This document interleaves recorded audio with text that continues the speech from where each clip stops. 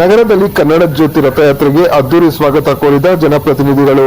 ಮಂಡ್ಯ ಜಿಲ್ಲೆಯಲ್ಲಿ ಡಿಸೆಂಬರ್ 20ರಿಂದ 22ರವರೆಗೆ ಜರುಗಲಿರುವ ಅಖಿಲ ಭಾರತ ಕನ್ನಡ ಸಾಹಿತ್ಯ ಸಮ್ಮೇಳನದ ಅಂಗವಾಗಿ ಕನ್ನಡದ ಜ್ಯೋತಿ ಹೊತ್ತು ಬಂದಿದ್ದ ಕನ್ನಡ ರಥಯಾತ್ರೆಗೆ ಗುರುವಾರ ಮಧ್ಯಾಹ್ನ 12:30 ಸಮಯದಲ್ಲಿ ನಗರದಲ್ಲಿ ಜಿಲ್ಲಾಡಳಿತ, ಕನ್ನಡ ಸಾಹಿತ್ಯ ಪರಿಷತ್ ಮತ್ತು ನೂರಾರು ಕನ್ನಡಾಭಿಮಾನಿಗಳಿಂದ ಸ್ವಾಗತಿಸಲಾಯಿತು. ರಥಯಾತ್ರೆ ನಗರದ ಅಂಬೇಡ್ಕರ್ ವೃತ್ತದ ಮೂಲಕ ನಗರ ಪ್ರವೇಶ ಮಾಡಿದ್ದು, ಶಾಸಕ ಕೊತ್ತೂರು ಮಂಜುನಾಥ್, ಸಂಸದ ಮಲ್ಲೇಶ್ ಬಾಬು, ವಿಧಾನ ಪರಿಷತ್ ಸದಸ್ಯ ಅನಿಲ್ ಕುಮಾರ್, ಕನ್ನಡ ಸಾಹಿತ್ಯ ಪರಿಷತ್ ಜಿಲ್ಲಾಧ್ಯಕ್ಷ ಗೋಪಾಲ್ ಗೌಡ, ನಗರಸಭಾ ಅಧ್ಯಕ್ಷೆ ಲಕ್ಷ್ಮೀದೇವಮ್ಮ, ಅಪರ ಜಿಲ್ಲಾಧಿಕಾರಿ ಮಂಗಳ, ಉಪವಿಭಾಗಾಧಿಕಾರಿ ಮೈತ್ರಿ, ತಾಲೂಕು ದಂಡಾಧಿಕಾರಿ ನಯನ ರವರು ಪೂಜೆ ಸಲ್ಲಿಸಿ ಕನ್ನಡ ಮಾತೆಗೆ ಮಾಲಾರ್ಪಣೆ ಮಾಡುವುದರೊಂದಿಗೆ ರಥಯಾತ್ರೆ ಮೆರವಣಿಗೆಗೆ ಚಾಲನೆ ನೀಡಿದ್ದಾರೆ. ವಿವಿಧ ಶಾಲಾ ವಿದ್ಯಾರ್ಥಿಗಳ ಸಮ್ಮುಖದಲ್ಲಿ ನಗರದ ಪ್ರಮುಖ ರಸ್ತೆಗಳಲ್ಲಿ ರಥದೊಂದಿಗೆ ಮೆರವಣಿಗೆ ನಡೆಸಲಾಯಿತು.